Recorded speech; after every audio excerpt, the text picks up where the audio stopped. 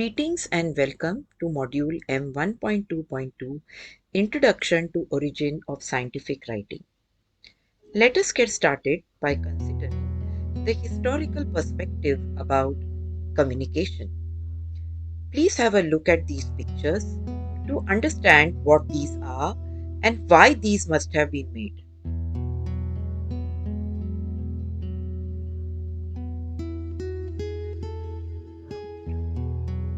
Yes, you must have very well realized that the first two images are of cave paintings and the third one is of inscription carved onto a rock slab.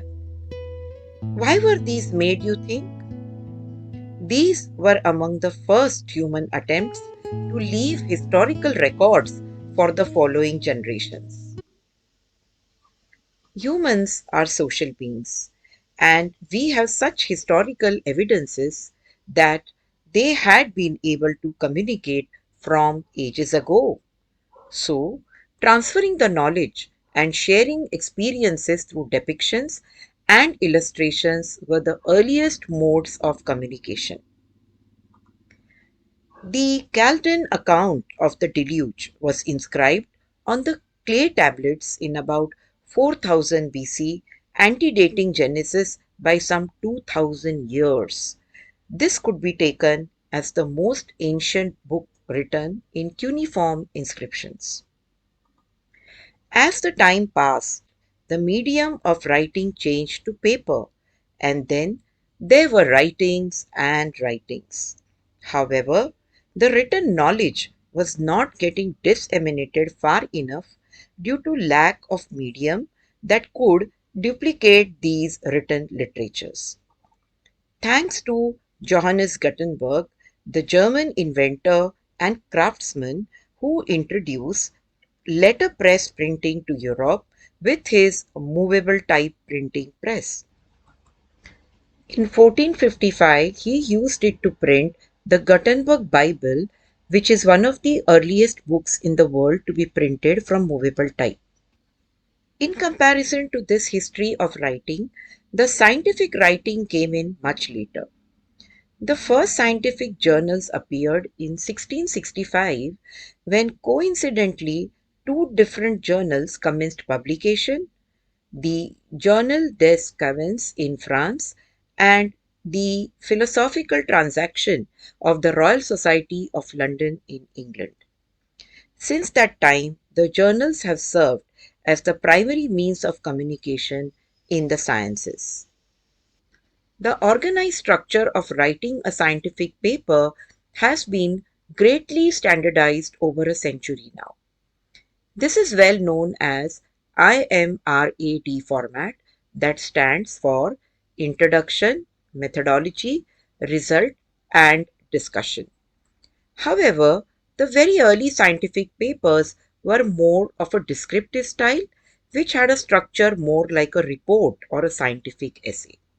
By the mid 19th century, the science progressed, and sophistications of research led to discoveries and innovations in the medical, industrial field with the advent of technology.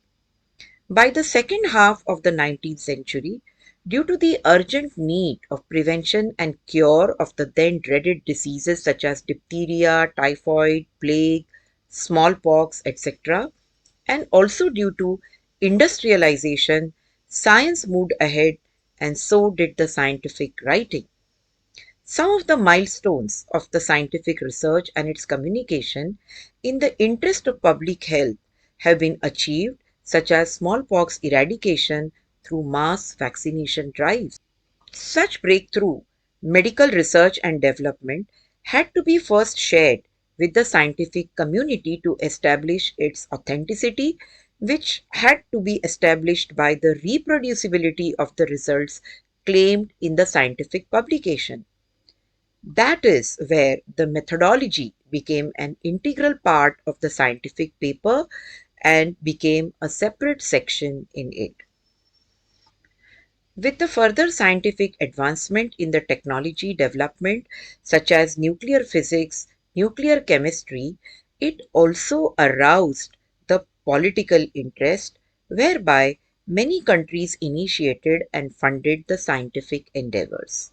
So, more money produced more science and thereby more scientific papers. Thus, the results and the discussion sections became an integral part so that the results claimed were correctly substantiated. So, to sum up, science communication is today a well established area of research.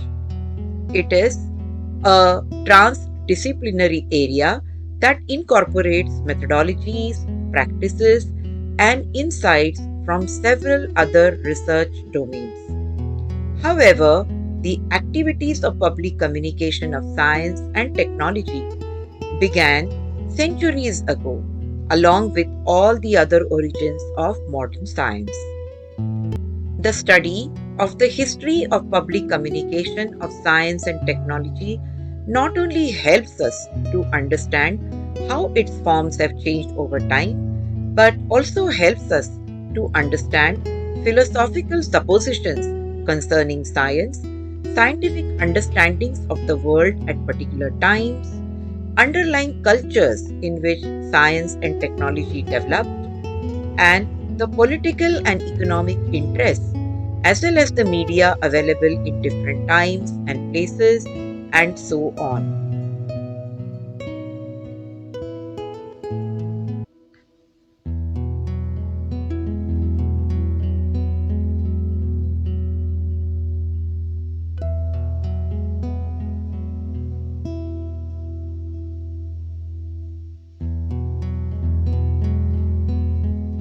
Thank you for completing M1.2.2.